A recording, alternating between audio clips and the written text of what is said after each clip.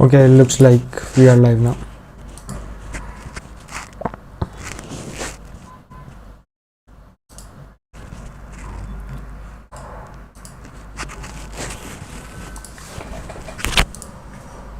Okay, hello everyone.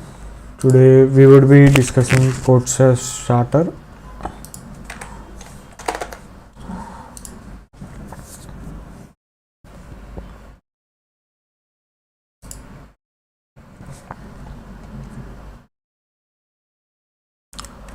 CodeChef Starters 112, which was rated until 6 stars, and I will start discussing the problem from the easiest to hardest. And probably I will not discuss the last problem because I don't know how to solve it.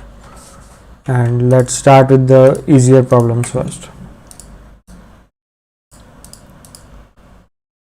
So in the first problem you are given that you eat food every day, and on Monday to Saturday it costs X rupees to eat the food, and on Sunday it takes Y rupees to eat food, and you are asked like what is the weekly cost of your food. In this case, since you eat X for Monday to Saturday, you multiply it by 6, and on Sunday it takes Y rupees, so you add Y to it, and at last you should read two integers and print X 6X plus Y. And in C++ code, the code would look like you take integers to n and m, which you can probably call it as X or Y or whatever in the problem statement, print 6 into n plus m, and you should be able to do it. The next problem is you are given you and k of your friends are going out for a dinner. Total bill on the restaurant is rupees n, and initially you pay the bill and you are supposed to collect money from everyone else, and you are asked to print like what is the amount you will pay from your pocket. Here you are also given that it may be the case that the bill is not evenly distributed over here. Like for example, if each friend has to pay 13.2 rupees, then they will pay only 13 rupees, and it's not a rounding off, it's rounding down always. So if it's 13.79, then also all of your friend will pay you k rupees, 13 rupees only. So the first idea is there are k plus 1 people over here, k of your friends and 1 including you, and total amount paid is n. So what we first need is a floor division of n when divided by k plus 1. Like in C++, you can probably just do a normal division, and it will take care of rounding down for the positive integers. For negative integers it rounds up, and at last, and in this case you will know like how many amount all of your friends are paying. You multiply it by k, and whatever remains is the money you are paying over here. So any questions, I believe, for the first two problem, or I will probably move on to the next problem then.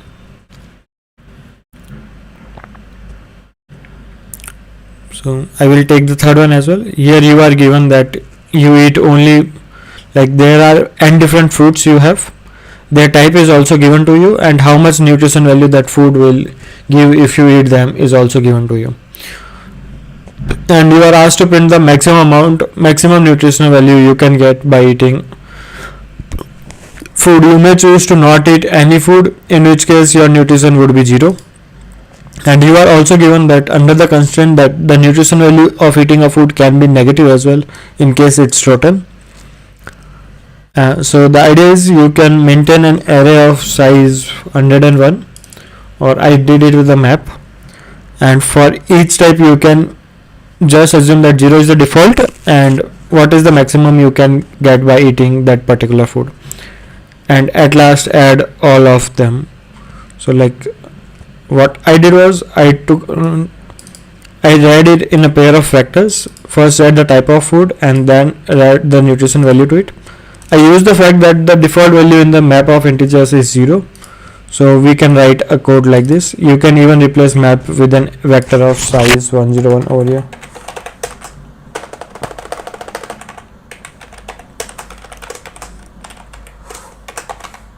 (101) works because you are given, or just n plus 1 will also work.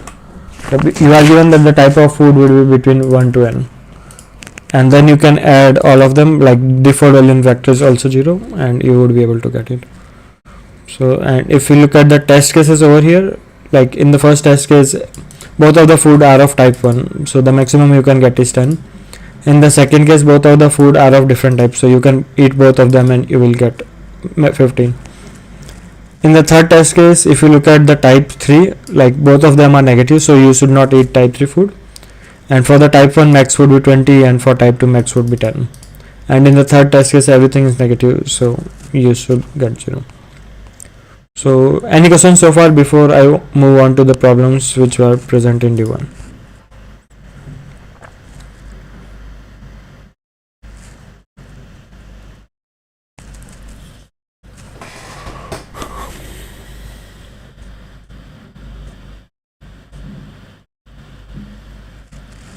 Okay, I will move on to the division 1 problems now.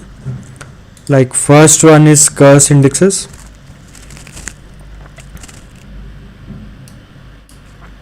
Here you are given an array A of length n which consists of positive integers, and it's given that an index is said to be cursed if sum of elements before that index is greater than or equal to the value at that index. And you are also given that because all the elements are positive, and therefore the index 1 will always be non-cursed, and we have to rearrange the elements however we wish, and we have to find the minimum possible number of cursed index in the rearranged array, and we can print any rearrangement as long as we achieve that the minimum number of cursed elements are there.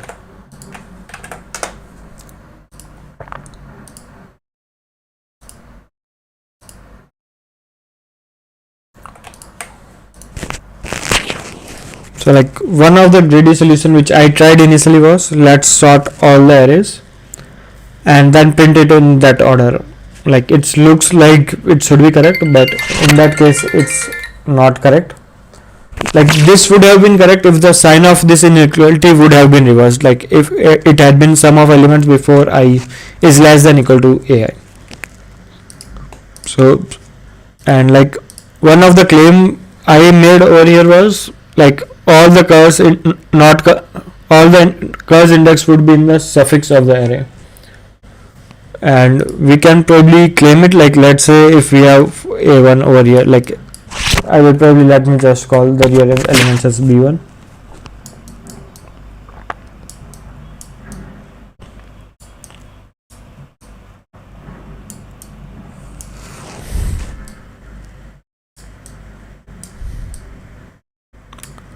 Let's say in this rearranged array, b1, b2 and b4 are the non-cursed indexes. Then one greedy idea over here is like, since b4 is less than sum of b1 plus b2 plus b3 and all the elements are positive, if we move it over here, then the number of cursed indexes won't decrease.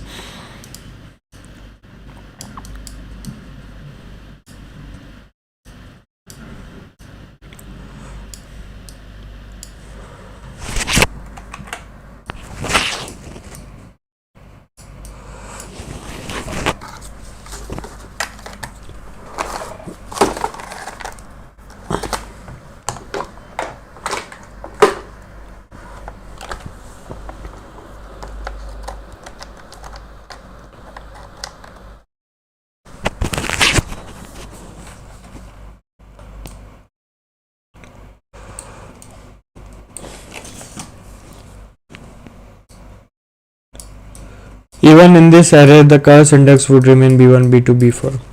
So we can make a claim that a prefix of the array would have non-cursed index, and then everything would be cursed. And once we make this observation, we can use a greedy idea.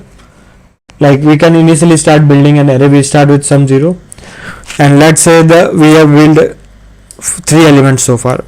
Then we try to find the smallest element which is greater than sum of these 3 elements.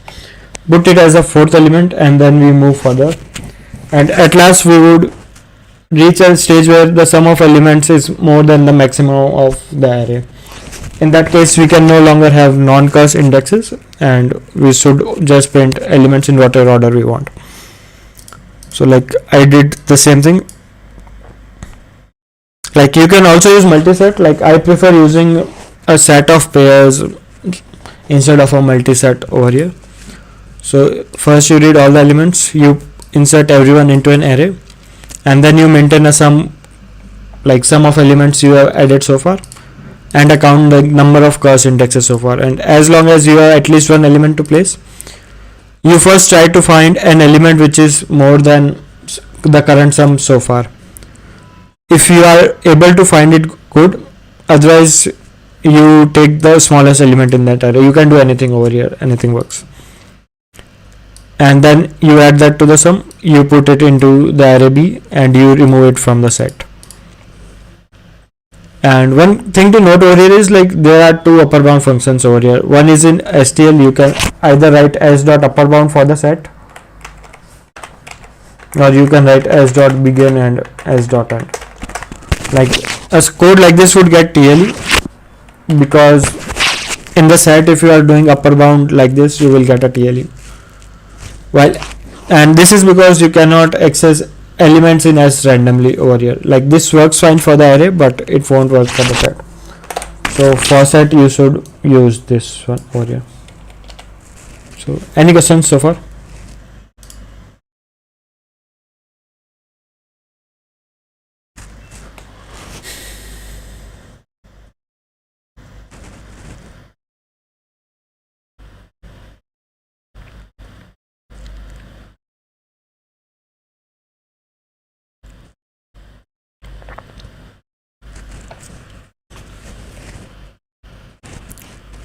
So I will move to the next problem now. Like, the next is 3 logicians walk into a bar. So, like, there is some story over here, like, which I skipped during the contest, but let's read it for now. 3 logicians walk into a bar. The bartender asks them, does everyone wants a beer? Logician 1 replies, I don't know. Logician 2 replies, I don't know. Logician 3 says yes. And now coming to the actual, okay, an example where actual sorting does not give the correct answer.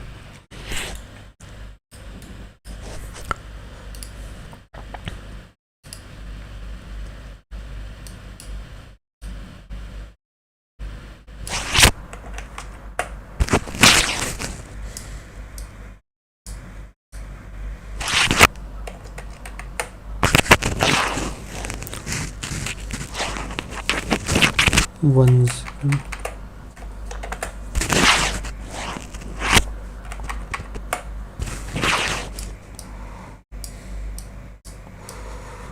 And 12.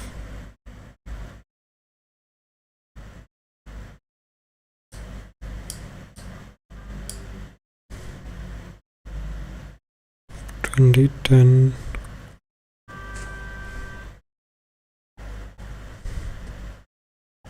Okay, we need at least 4 elements for the count attachment.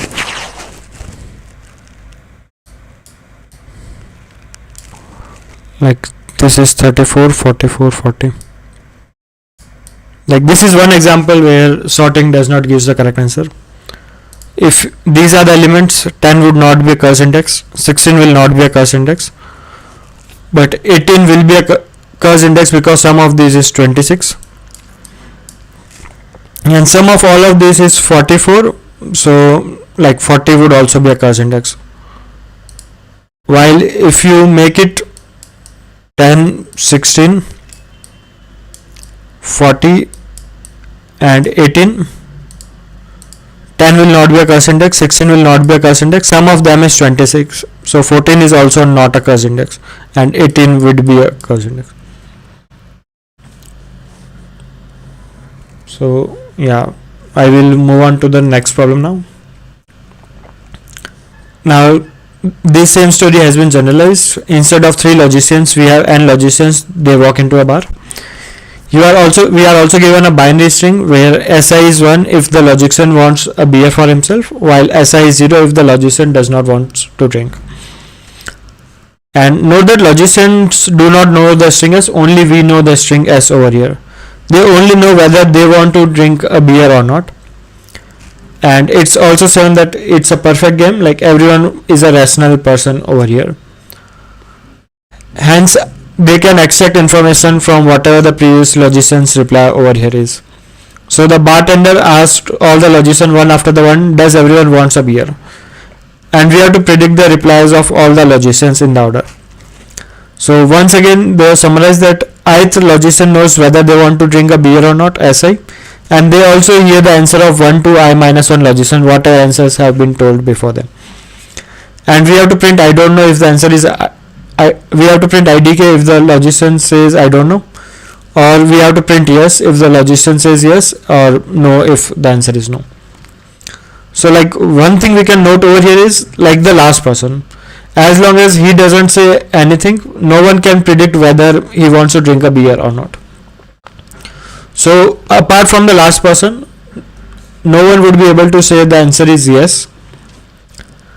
Now let's look at the case where like everyone apart from the last person would either say I don't know or no, and the last person would either say yes or no, because at that point of time he would have heard the answer of everyone.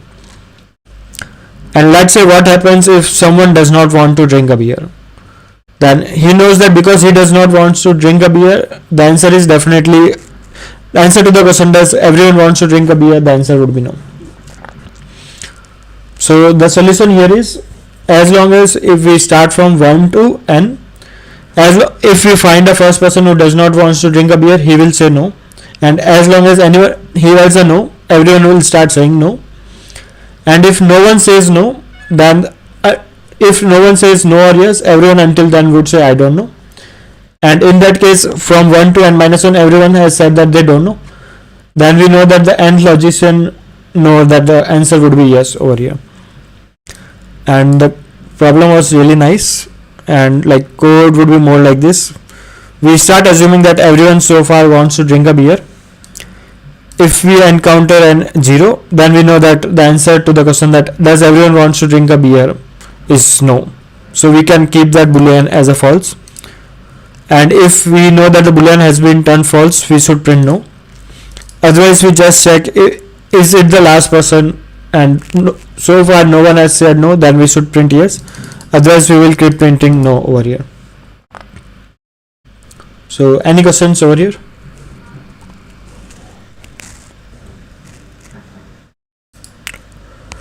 Like I can also take the sample examples, like if we, and this was a bit obvious from the samples as well. If everyone says yes, then the answer is I don't know for the first people, and the last would be yes. And as long as you encounter no, everyone starts saying no. Like a sample like this would have just give away the answer. If this is the example, like two ones and then 4 no's, 4 zeros, then the answer would have been 2 I don't know, and then there would be 4 no's.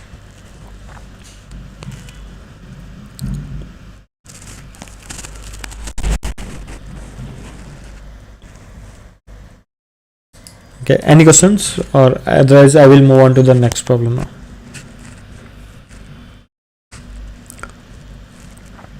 Like I will try to go in the order I solve the problem, so I will skip yet another game for some time now.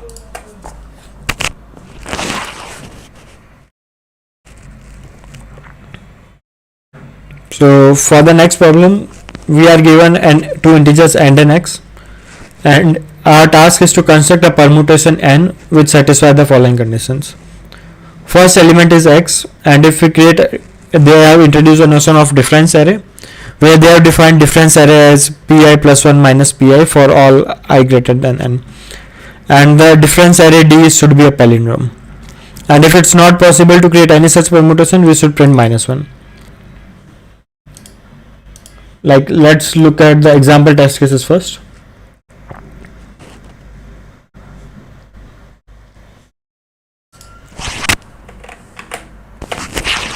Like in the first example, we are given 3 and 2, and the Courtship claims that the answer is -1. Let's skip it for now. Then we are also given a 3 and 1, and one of the possible answers claimed is 1, 2, 3. Let's see if it satisfies the problem to see what's asking. Since it's 3, 1, first element is 1, that satisfies it. Now let's look at the difference array as well. Difference array is 2 minus 1, 1, 3 minus 2, 1. and as we can see, like it's a palindrome, like the last element is equal to first element is equal to last element, second element is equal to second last element. Like let's look at 4 3 as well. Like probably let's just take a bigger example and one of the permutations I have.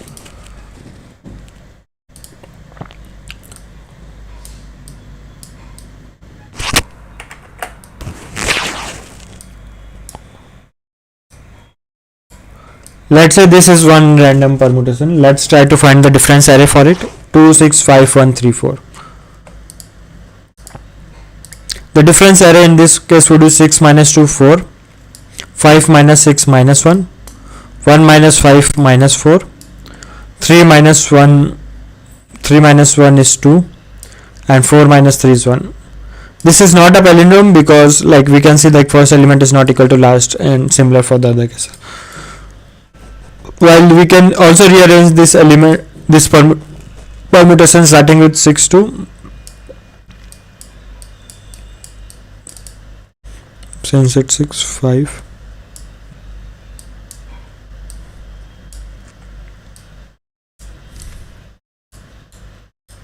If instead we have this array, then the difference array would be 1 minus 2 is minus 1, 3 minus 2 is 2, 4 minus 3 is 1, 6 minus 4 is 2, and 5 minus 6 is minus 1. And now we can see that it's a palindrome, like first element is equal to last and things like this. Like there are many possible solutions to it. One thing I did over here was, if we look at the difference array, right, we have a condition that di should be equal to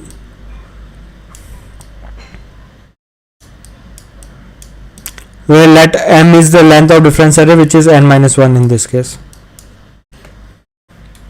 And if we now expand, like if this condition holds, then the difference array would be a palindrome. Now let's substitute it with the elements of P. Then we will have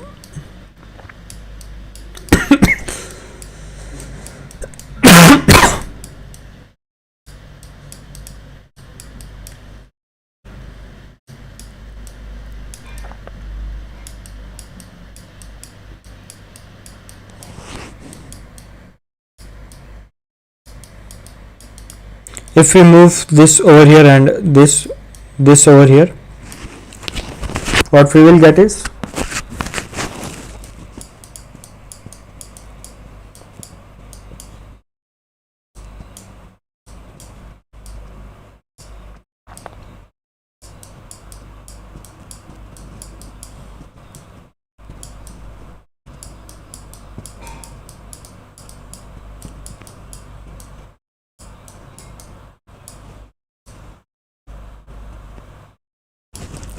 and if we expand it, try to expand it further,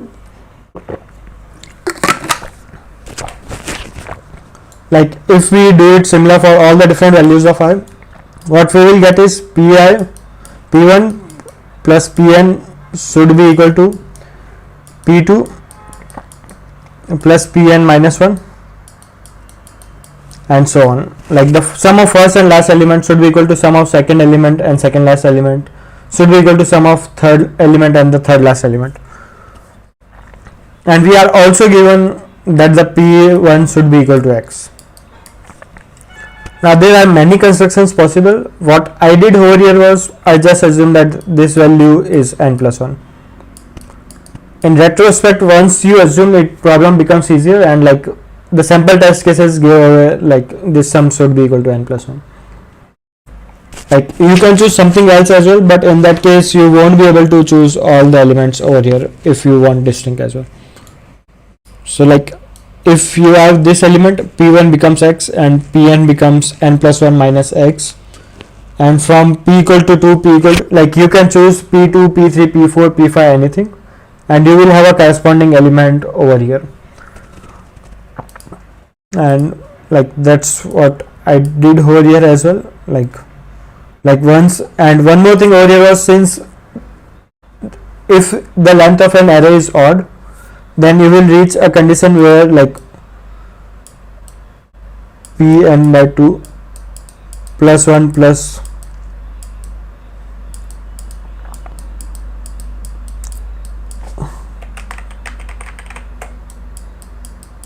should be equal to sum. In that case, Pn, like the middlemost element would be fixed, and that would be equal to whatever sum you choose over here. That happens when n is odd. Like in that case, the middlemost element would be n plus 1 by 2. So like the only, and now if you look at the first sample test case, like n is 3 and x is 2, so 3 plus 1 by 2 is 2. So if you have to choose 2 as any element apart from the middle, then it won't be possible. And like, any questions on this one so far?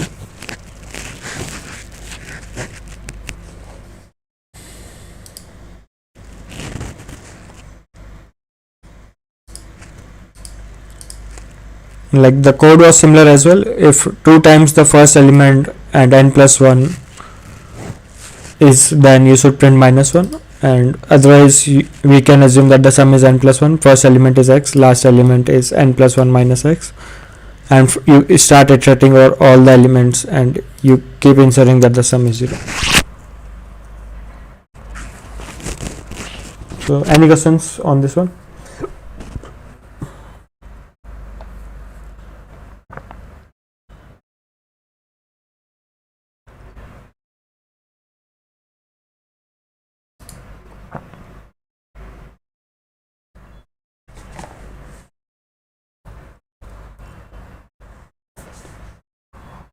Okay, then I will move to subtree counting, and I will take this yet another array game at last, because essentially that was the order I solved the problems. And like, so in the subtree coloring, we are given that we have a tree with n nodes rooted at 1, and we want to color each node of the tree either red or blue. Okay, is there a question? Is there any reason for inserting assert between statement in between? Yes. Like if asserts are the assumptions you have in a problem, and if assert fails, you get a runtime error instead of wrong answer, and like that runtime error instead of wrong answer gives an indication that the one of the assumption you have made for the problem is false, and then you can use it to fix debug problems where you have. So like generally it's a good habit to add some assert statement, like whatever assumptions you are making. So like if this assert statement fails, then I know like something is wrong in my code. That's why like this is the particular problem I have, rather than anything else over here.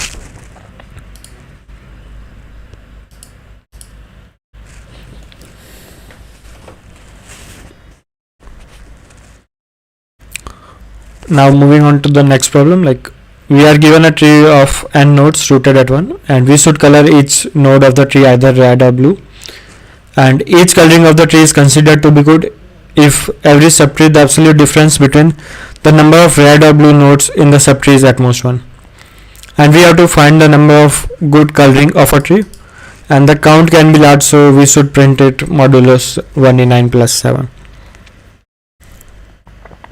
Like let's look at like some of the valid colorings over here.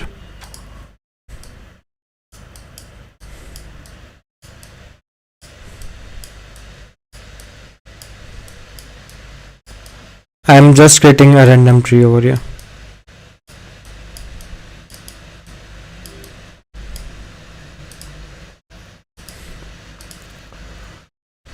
Like let me just color it as green and blue, because that will make my life a bit easier. Green.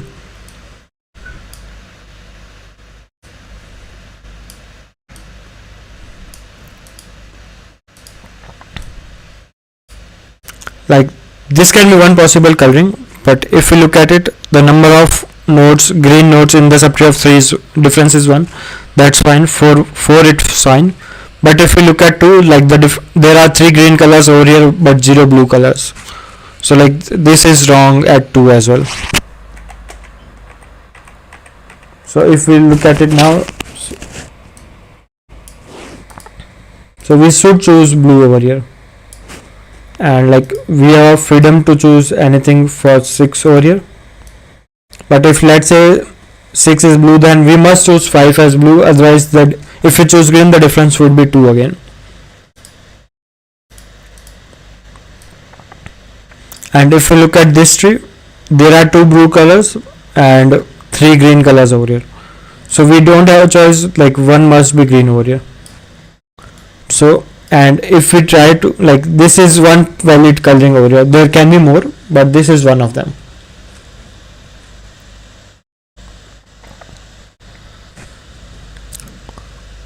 So like there is one dynamic programming based solution in the editorial, but I did a slightly different thing. You should read editorial for the dynamic programming problem. What I did here was, like, let's notice, like, we can find the subtree size for each of the elements, and if the subtree size is even, like for example 1 and 5 in this case, yeah, right, this should be blue.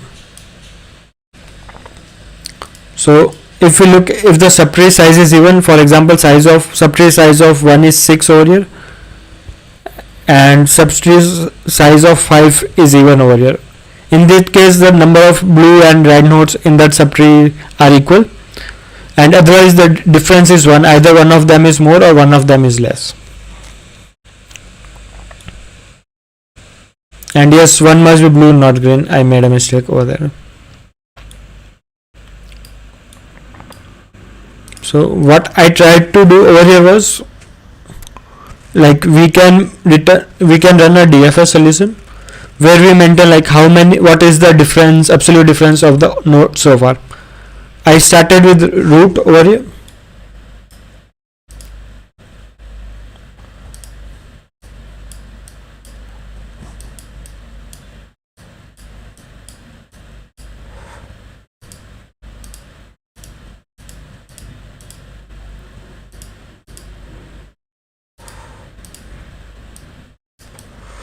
Like, let's create our original tree again.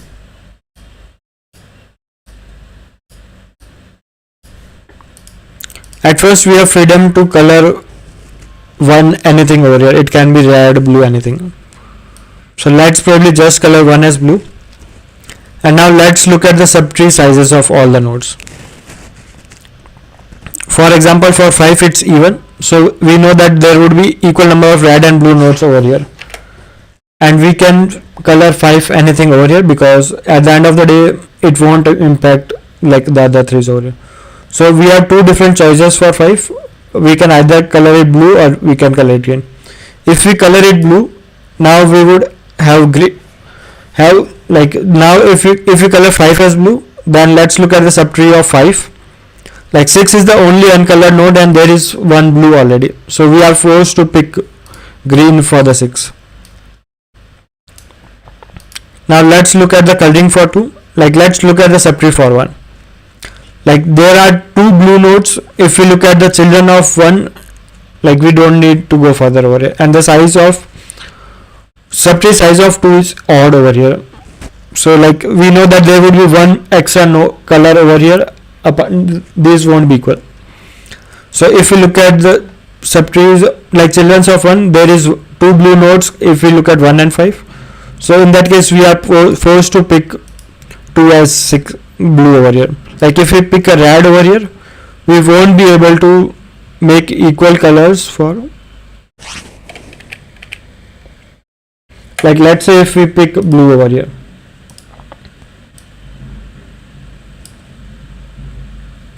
then yeah, this is also a valid coloring over here. So like, my idea was, like, for every subtree which has size even, we multiply answer by 2 and we can forget that it exists. And if we pick a particular node, like, we start painting from the top. First root is painted and then all of its children are painted. Let's call it even.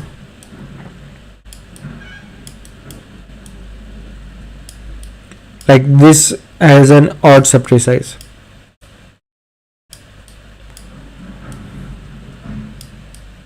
Like, E denotes their subtree size is even and O denotes their subtree size is odd. So like, it doesn't matter what color we paint over here, like, overall in this subtree there would be equal number of nodes. So we have 2 choices, either it can be blue or green. We multiply answer by 2 and forget that this one exists. And similarly, this has an even subtree size. The number of blue nodes and green nodes in this subtree would be equal. So we can paint this node anything over here, and we can ensure that we paint it correctly all the rest of the nodes in this subtree. We multiply answer by 2 and we forget that it exists. Now let's look at this node.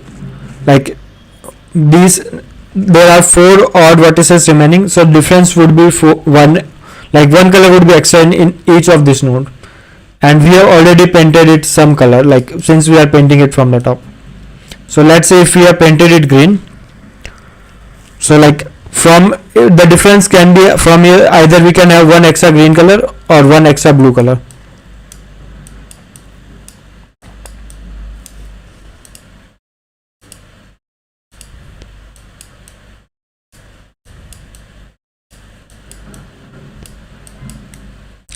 And let's see, like overall in this node we can either have 3 green nodes or 2 green nodes. We cannot have 4 green nodes in this set, because here we will get one extra blue, and difference for this would be 4 minus 1, which would be 3. So like my idea was, like once we know, we can select either 4, like this one is already fixed. So for the root node, either we will have 4 C2, like we choose any 2 of them green, and it's also acceptable that 3 of these are blue over here, so we can also choose 4 C1, and like these are the possible ways using which we can print green over here. And like the editorial dynamic programming solution was a bit easier, like where we defined DPU as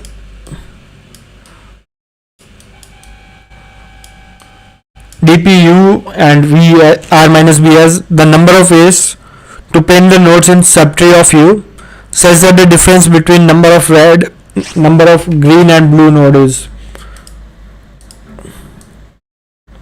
So for example, DPU comma 5 would denote like there are 5 extra green nodes compared to blue, and like DPU minus 3 would note like there are 3 more nodes compared to green in the subtree of U. And then the editorial claims like we only care about this value as -1, 0 or 1, like anything extra would violate the given conditions. So, and then if we make some transitions between them, we will have an overall of order and solution. And like I did not went for DP, like I essentially did what I was telling earlier. Like I multiply answer by 2 to note whatever we can print over here, and for all the even nodes we multiply answer by 2 to the power number of nodes which have even subtree size, and for the rest of them we count like how many nodes have odd children over here. So if there are odd number of nodes in a particular tree after removing the even nodes, then we pick NCR number of children into the number of nodes which should be equal to root, and a +1 extra for it, and otherwise it was equal. So any questions on this one so far, like anything which you did not understood?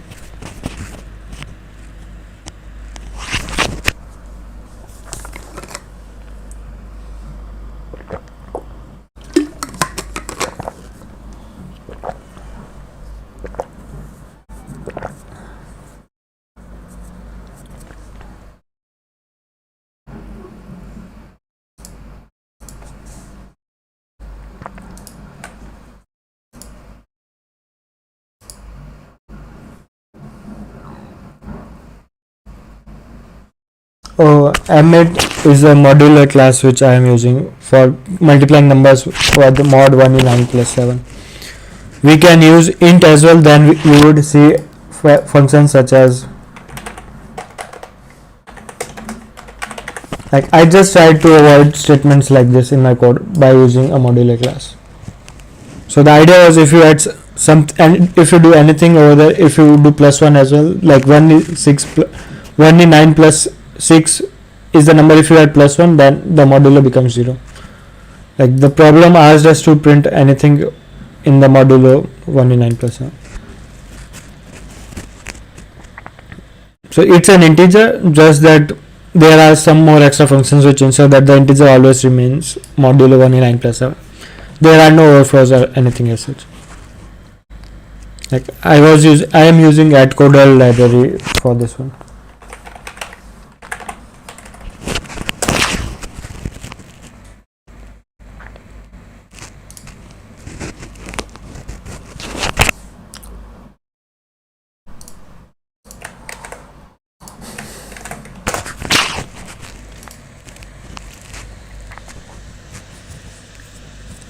So any more questions, or I will move further over here. So like the next problem I solved was yet another array game. Like although it had a lot of submissions, I found it a bit of non-trivial to solve. Here Alice and Bobs are playing a game on an array of size n. Alice moves first and their turns alternate.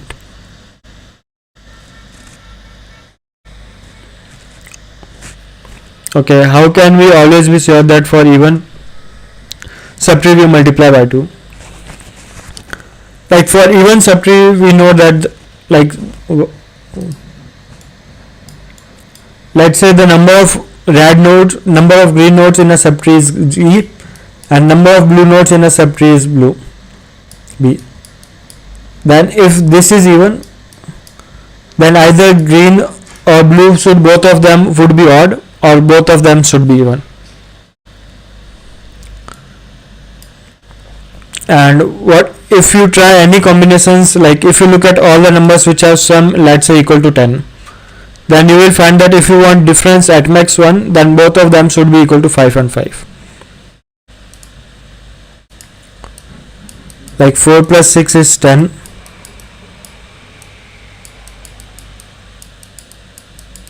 But if you have a subtree with 4 green nodes and 6 blue nodes, then you have violated the condition that the difference is at max 1.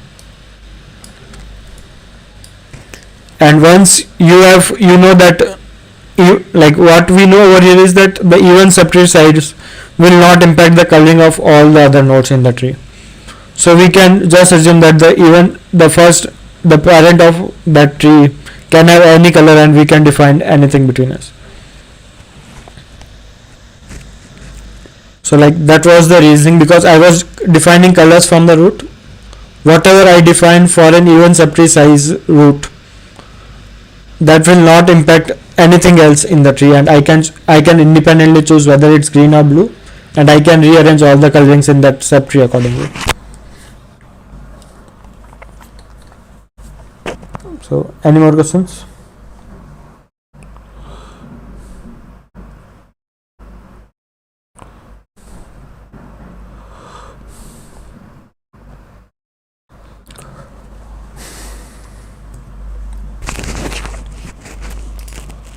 Okay, I will move on to next problem now.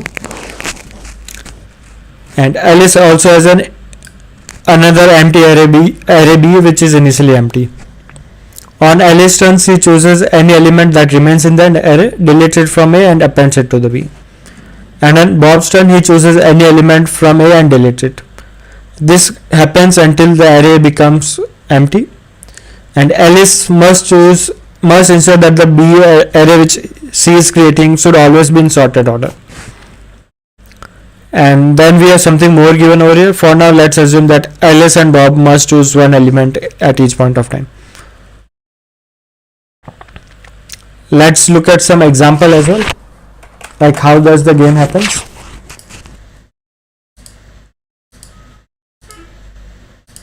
Like we have this array.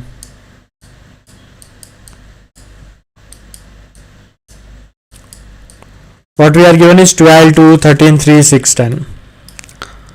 Let's say on the first turn Alice choose 12, and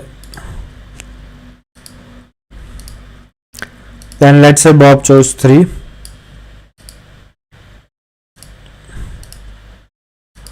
then Alice chose 2, Bob chose 10, then ls choose 13. Like only I can keep it simple. Initially let's say ls choose 2, then it gets removed from the array and array b becomes 12. Then ls choose 6, it gets removed from the array. Then let's say ls choose 13, he appends 13 to his array. And let's say Bob chose 2 over here, and let's say ls then chose 10 over here, and Bob chose 3 again. In this case, what we can see is that this array B is not sorted over here. 12 is less than 13, but 13 is not less than 10. So what we are given that in this case the score of Bob is 0 and score of Alice is 0, and Alice always wants to maximize his score and Bob wants to keep as minimum as possible. So like this is not something which Alice should choose over here. Like one more way to choose elements over here is Bob can first choose just 2, so array becomes 2, and let's say ls choose 6 over here, it gets removed from the array. Then let's say Bob chose 10, sorry, ls chose 10 and Bob chose 12. Then ls choose 13 again, and then Bob chose 3. In this case, we can see that this array B is in sorted order. 2 is less than 10 and 10 is less than 13. So we are given that in this case score of ls is 25.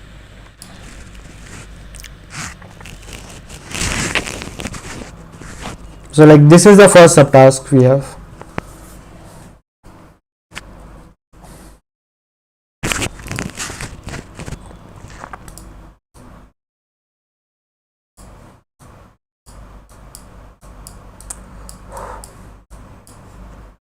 So like once we analyze a game with cases like this, what we will realize is whenever it's Bob's turn, Bob should choose the maximum possible element in that array.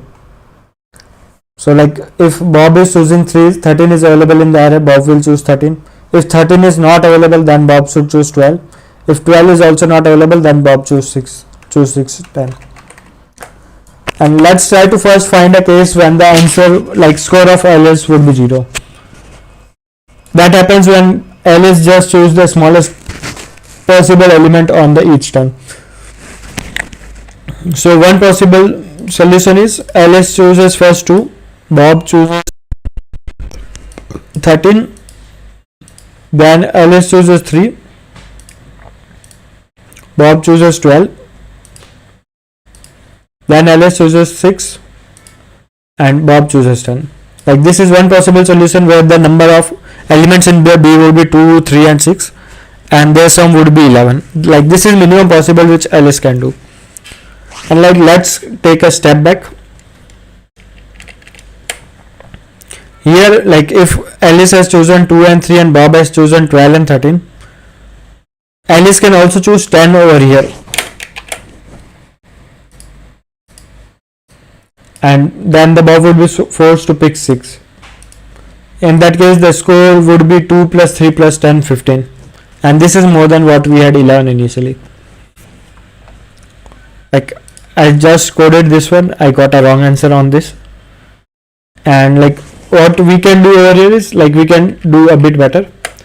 If ls starts with 3, Bob as usual takes the maximum possible element, then ls takes 6, Bob maximum possible 12, then ls takes 10 and the only choice Bob has is 2. Like 3 is plus 6 plus 10, 19, and this is the maximum possible value over here.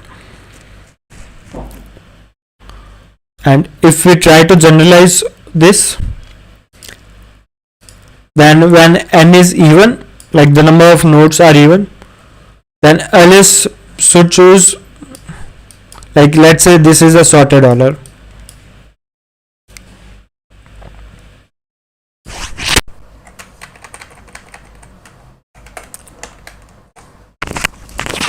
If n is even, then like let's say this is a sorted order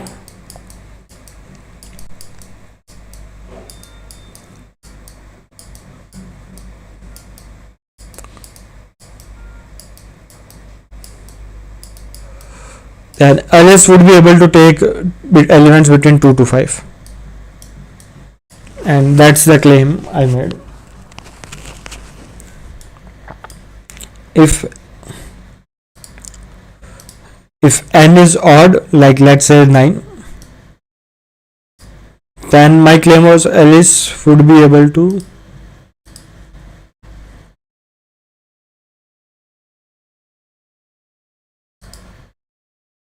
then in that case Alice would be able to take these elements only. Like that was the reasoning I was able to claim after analyzing different solutions over here.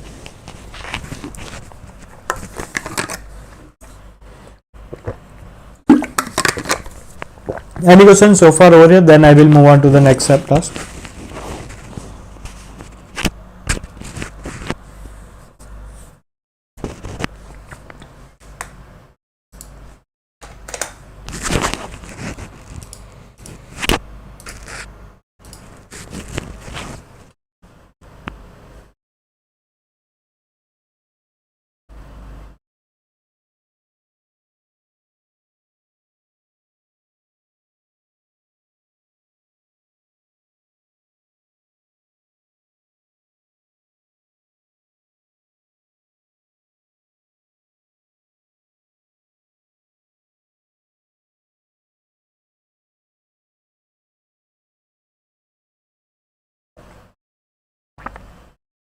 Okay, then I will move on to the next subtask. Like the idea remains same. The only difference for the next subtask is sometimes Bob can just choose not to pick any elements.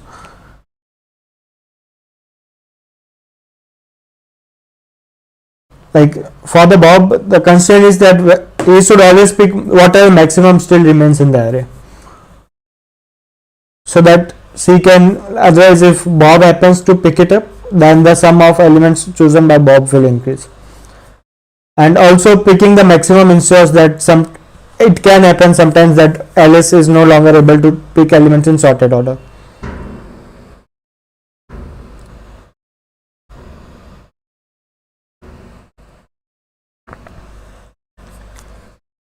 So like the idea remains same for the second cases. Like the only difference we can choose is we can remove a sum of the smallest elements from the array and play the game on that again. So like for example, if there are 9 elements, we can just remove, like if it's Alice favorable, he can just remove the first 3 elements from the array and play the game on the last 6 of them. In that case he will choose these elements, and once he has chosen A5, A6, A7, he can just stop taking anything and Bob can choose 3, 2, 1. Or otherwise if he wants, he removes only these 2 elements, then he can choose these elements as the maximum possible. He can try deleting some of the prefix from this and solve for the rest. And if he just removes the first element, he can again take these. So like if I look at my code, like I will first look at the initial submission which I got for the subtask.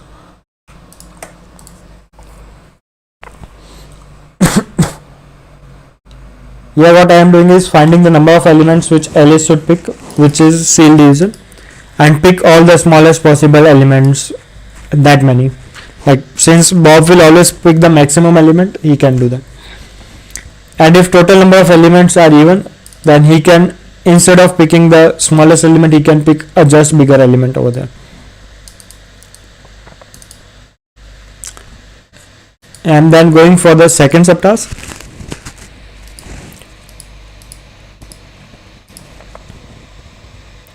what I did was I wrote a function which solves it for the suffix of elements. Here I am defining the total number of elements which Alice and Bob should take until Bob picks up his last element, and rest of the elements would be picked up by Bob later on. So the idea, the main solution still remains same. Like I have also done a prefix sum, so like I can take subarray sum fast, find subarray sum faster after sorting A, of course.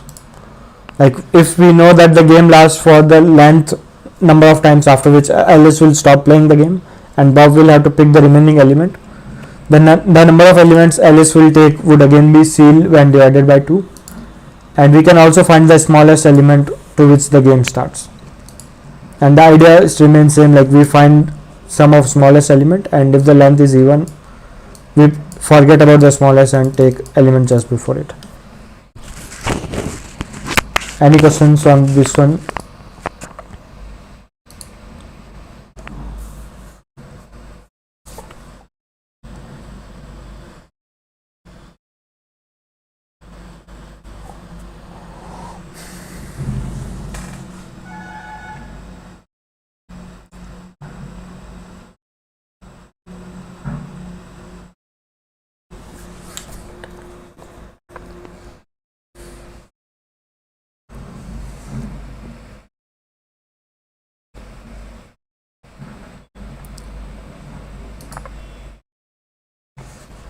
So I will move to maximize sum now.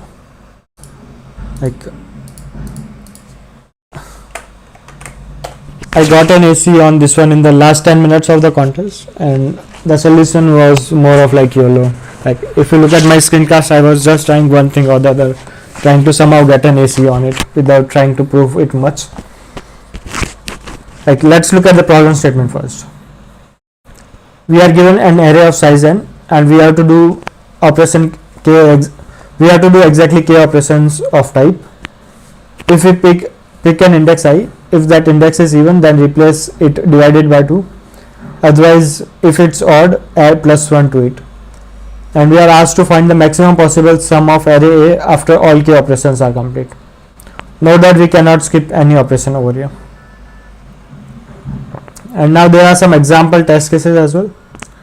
Like if we are given 10 and 12, and if we have to do only one operation, the tutorial claims that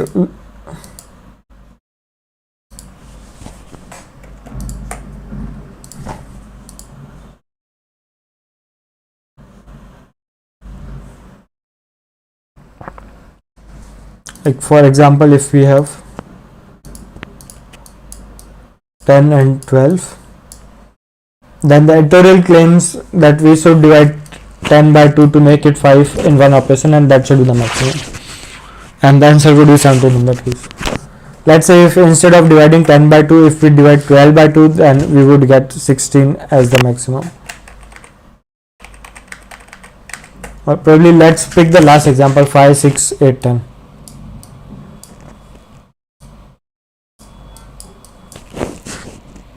Like since we want to maximize the sum, first thing we do is we should do +1 whenever we can. So like this 5 becomes 6, this 11 becomes 12, and everything is even now.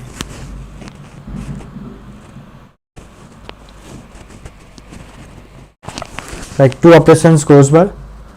Then we can change this 6 to 3. Then we can change that 3 to 4 again. Then 4 becomes 2. Like we divided by 2, and 2 becomes 1. Like let's see how many operations we have done. 1, 2, 3, 4, 5, 6. And if we do the 7th operation to make it 2, then our sum would be 2 plus 6.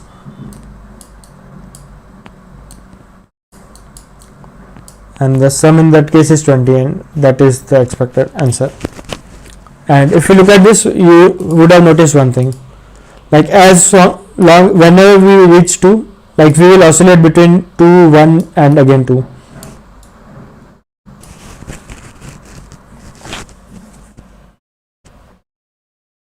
Okay, one of the question asked over here is if 1, 1, 2, 3, 4, 100, if Bob chooses first 3 elements instead of 100 is not optimal, right? Yes, if Alice can skip his turn, then he should choose 100 first, and then he should just stop playing the game, and that would be optimal. And that would be true for s equal to 1 case, I believe.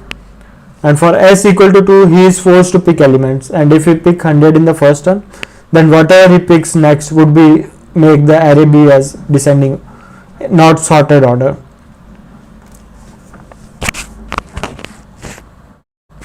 So like the reasoning remains same. Like, and if we look at the constraint, the numbers are up to 2 to the power 43. So one thing we know is, like, whenever we divide anything by 2, the number can be either even or odd. If it's even, we will divide it again by 2. Otherwise we will add plus 1 to it and then divide it by 2. So if it's 2 to the power 43, then after doing 86 operations on any number, we will reach to the cycle of 2 1.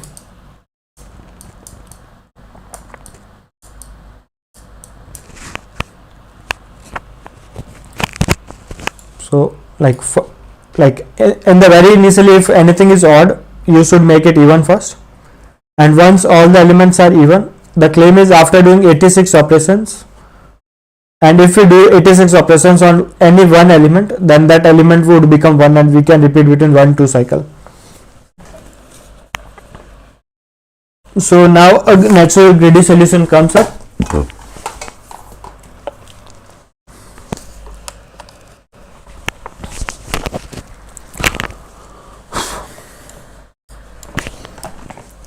Like, let's say we have a1, a2,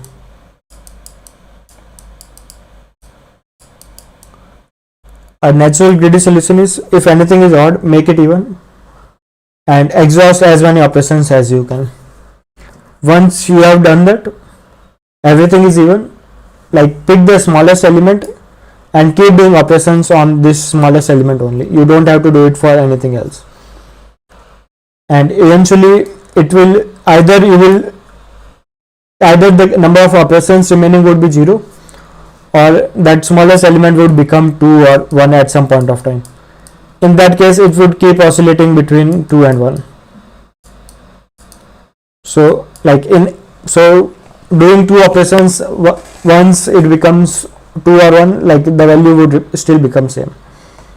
So although it claims k is up to 2 to the power 43, what we can see is, after making everything even and doing, let's say, 90 operations, we can just look at the parity of, like, if k is odd, then we can stop the, like, then if the number of remaining operations is even, then we can just stop doing any operations there. Like, that was the main solution. What I tried to do was some DP on it, where, let's say, we define a cost.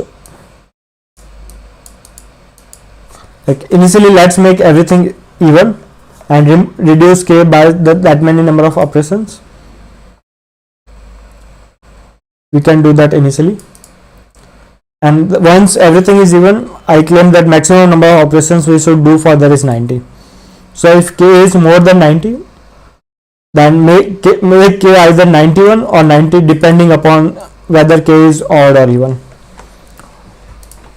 And once we reach that case, let's define a cost function Cij. The difference between ai and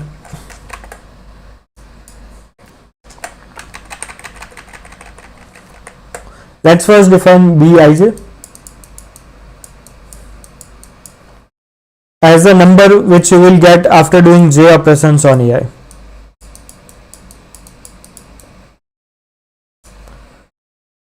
Then we can define dp ij as the value you will lose from the original sum of array if you do j operations on ai.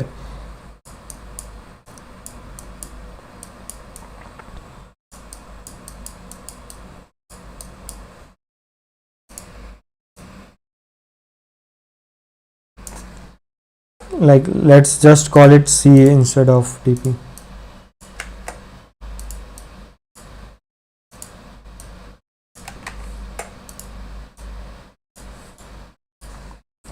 And then we defined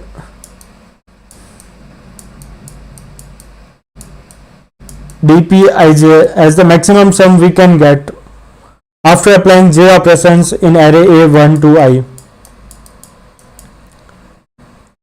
And we had also made a claim that we don't need to take care of j greater than 90 or 91, whatever be the case. So overall the complexity of that solution was n into 90 into 90. and I did got a good number of TLEs by doing that solution.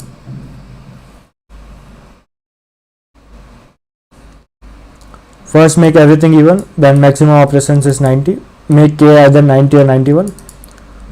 Like we defined dp and we find b as that difference cost after applying j operations on k, and then order n square k.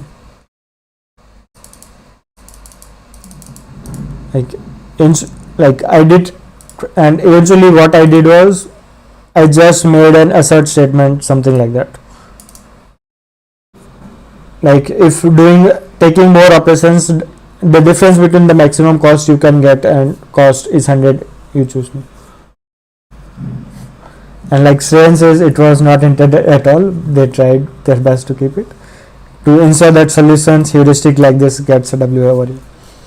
And later I did check the editorial as well. Editorial claimed that it's always optimal to keep doing operations on the smallest element apart from one particular corner case. So you should refer that as well. And like I was just trying random heuristics over here. Like if you look at, I made around 19 submissions on this problem. So pretty much that's all from my side. Like if you have any more questions, you can ask. Otherwise I will just end the stream.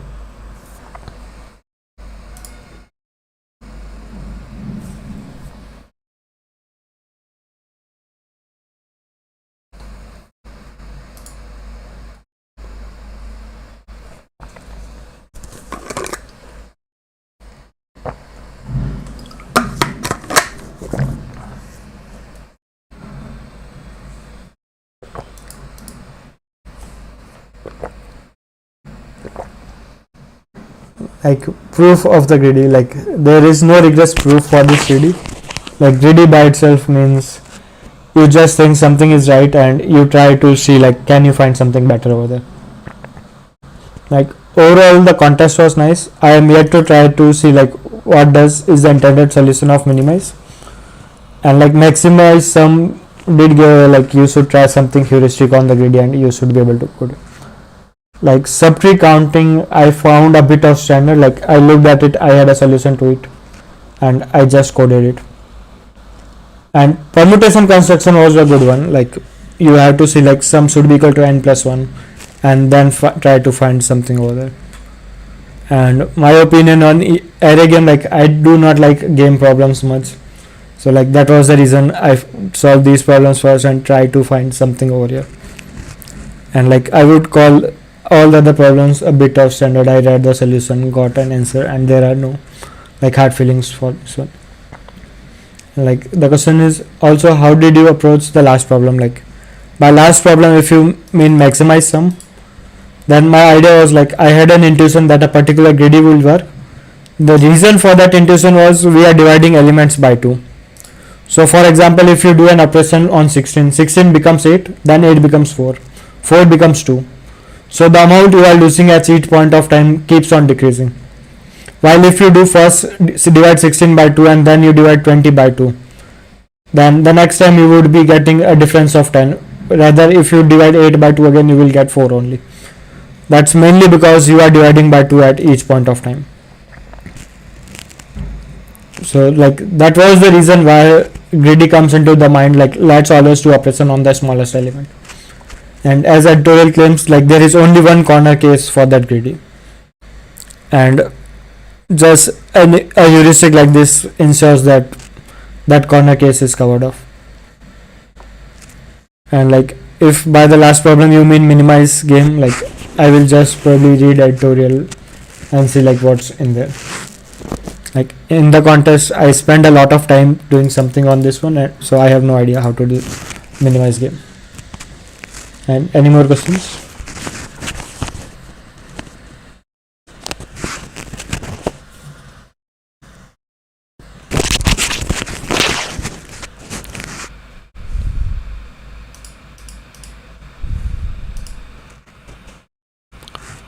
So thank you everyone for joining.